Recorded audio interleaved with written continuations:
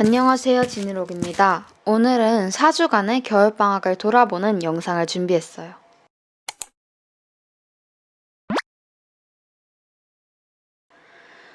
우선 제가 잡았던 방학 전체 진도를 말씀드릴게요. 제 겨울방학 목표 진도는 수학의 왕도와 수능 특강은 24강, 능률복화는 24일차, 중학생은 2.7단원, A급은 2단원 7문제까지 끝내는 거였어요. 그럼 제가 이제 실제 진도를 말씀드릴게요.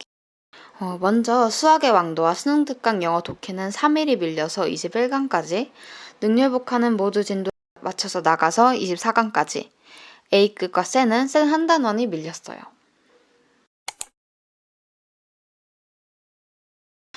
이번 방학은 한 줄로 정의하자면 안 하는 날과 하는 날의 반복이었던 것 같아요. 그래도 처음 1, 3주간은 계획을 착실하게 잘 지켰어요.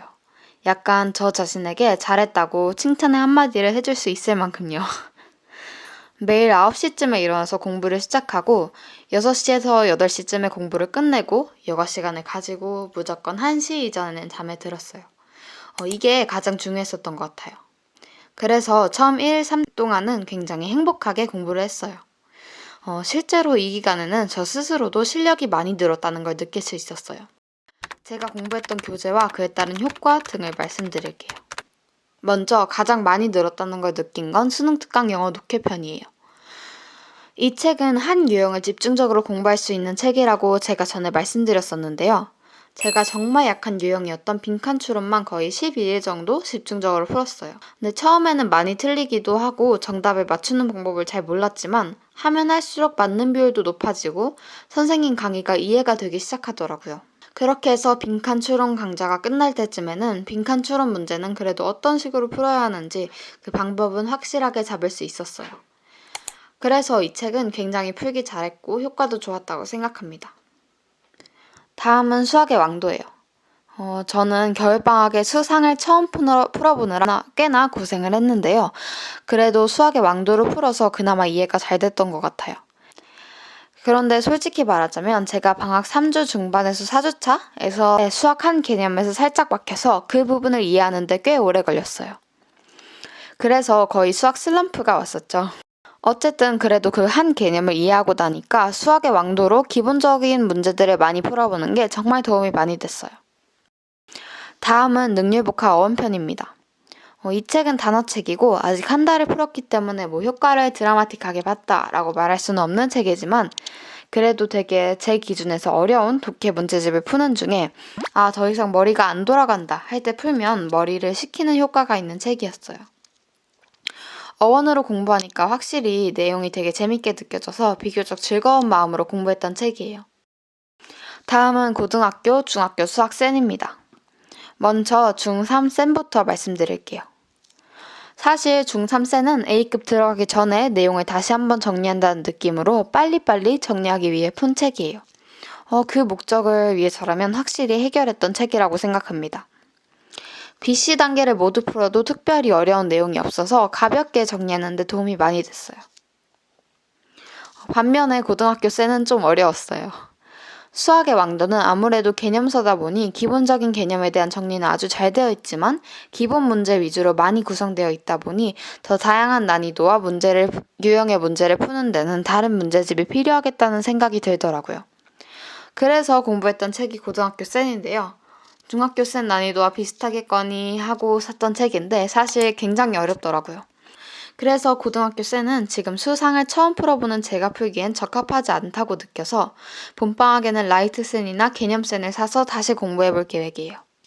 첫걸음이 중요한데 이렇게 삐걱삐걱 힘들게 걸음을 떼면 안 되니까요. 마지막으로 A급에 대해 말씀드릴게요. 저는 지난 겨울방학 계획 영상에서 말씀드렸던 것처럼 수학적 사고력을 키우기 위해 중3 A급 교재를 공부했어요. 일단 효과를 말하자면 수학적 사고력 자체는 드라마틱하게 늘진 않았어요. 그래도 문제풀이를 쉽게 만드는 능력은 생긴 것 같아요. 제가 봄방학에 A급을 풀 때는 좀 더 문제 하나하나와 등호 사이에 집중하면서 풀 거예요. 이번 겨울방학에는 완벽히 그렇게 하지는 못했기 때문에 결과가 크지는 않았던 듯해요.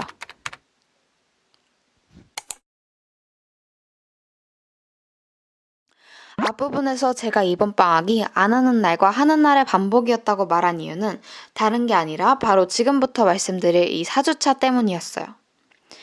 일단 3주 동안 굉장히 불태우는 것까지는 아니었지만 그래도 빠지는 날 없이 열심히 공부했어요. 규칙적인 생활도 했고요. 그런데 4주차는 그렇지 못했어요. 일단 굉장히 늦게 잠들었어요. 막 2, 3시쯤? 그렇게 새벽에 잠드니까 10시쯤에 일어나게 되고 일어나서는 공부를 하는 날도 있고 안 하는 날도 있었어요. 근데 4주차에 약간 슬럼프 비슷한 게 오면서 하기 싫은 일이 있으면 뒤로 밀어버리는 생활을 하게 되었어요. 그렇게 되니까 공부를 시작하면 쭉 하는 게 아니라 하다 쉬고 이렇게 띄엄띄엄 하게 되더라고요. 그래서 당연히 공부도 늦게 끝날 수밖에 없고 쉬는 시간은 많이 가졌지만 못 논 것 같아서 늦게 자고 이렇게요. 그래서 4주차에는 사실 공부는 다른 주에 비해서는 가장 적게 했지만 제가 가장 힘들었던 한 주 같아요.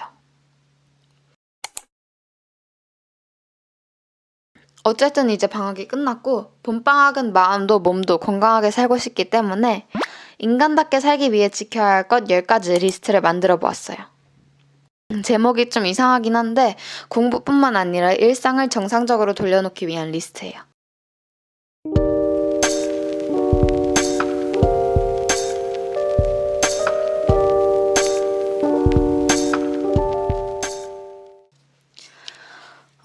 네, 이렇게 필요한 말은 다 했고요. 어쩌다 보니 봄방학이 거의 한 달 가까이 잡혔는데 제가 세운 이 규칙들 잘 지키면서 봄방학은 정말 잘 살아보려고요.